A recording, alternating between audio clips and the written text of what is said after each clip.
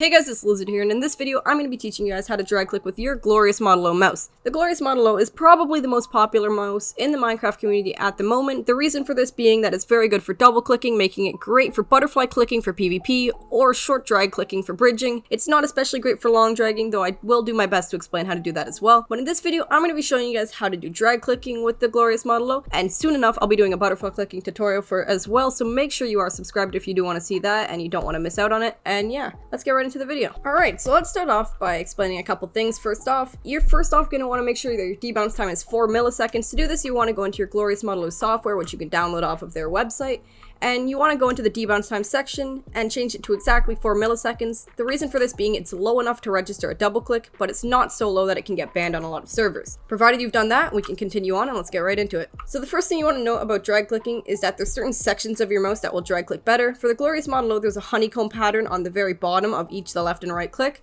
This makes it very impossible to do big long drag clicks, and in fact, the most popular method of drag clicking on the Model O is in fact short dragging, which works for breezily bridging, moonwalking, and gob bridging, but is not great for anything like tele bridging, which you will need tape for because you need a longer drag and you don't want the honeycomb getting in your way. In order to drag click with the Model O, what you want to do is start about the middle line here. If we split our mouse click button into about 2 sections, we'll see the middle lines right about here. You start dragging there, and you're going to be registering about 12 to 18 CPS. You can get over 20 if you really try. But if you want a short drag click, you're going to start about here and bring your finger all the way to the end. It's very short. You're barely moving your finger at all.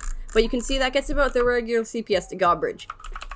For example, if I go to gob bridge here, you'll see how little my finger moves.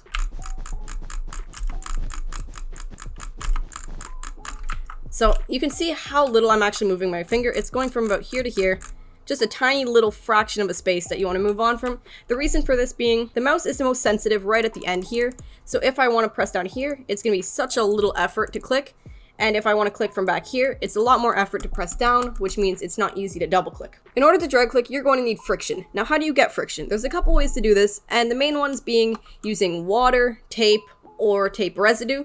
Now for water, you're going to want like a little bit of water. You want your mouse to be very clean. You want your hands to be clean, obviously, for any of these. And then you're going to have a little bit of water on your finger, and you drag click, do a normal short drag or a longer drag. And the water will allow for your finger just a tiny bit. Too much water and obviously you're going to ruin your mouse. Your finger's going to slip around. A tiny amount of water allows for there to be a lot of good friction between the plastic of the mouse and your finger. But the most popular methods lie within using tape.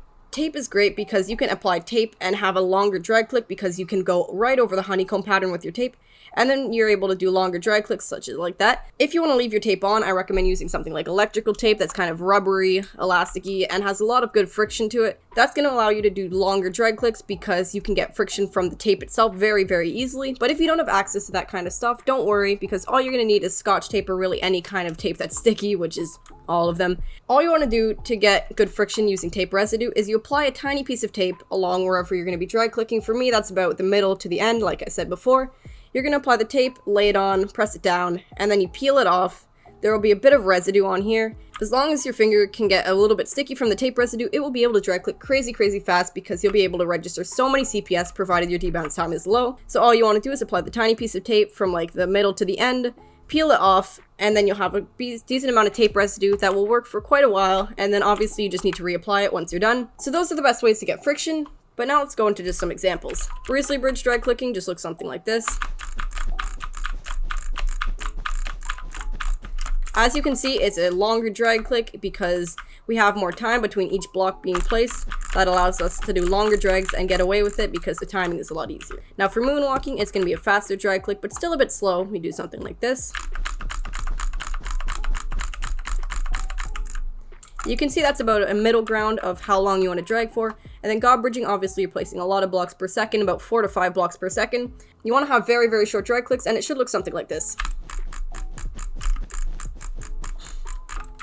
Obviously, depending on the bridging method you're trying to do, you're going to need different lengths of drag clicking, which is all coming down to muscle memory and practice over time. But hopefully that gives you a good explanation of what you need to be doing with your Glorious Model O. If we review that one more time, the biggest things are changing your debounce time to exactly 4 milliseconds, and you want to start your finger at the middle of your mouse, finish at the end. For short drag clicking, it's basically just right at the very end, and to get your friction, you're going to be wanting to use water, tape, or tape residue. All of those should work very well, so it depends on the situation you're in, what you have access to. But yeah, I really do hope you guys enjoyed this video, and thank you so much for 1,000 subscribers. I will be doing something for it soon, but I just don't know what yet. So if you watched all the way to the end, please tell me what I should do for 1,000. But yeah, thank you so much for watching, and I will see you guys soon.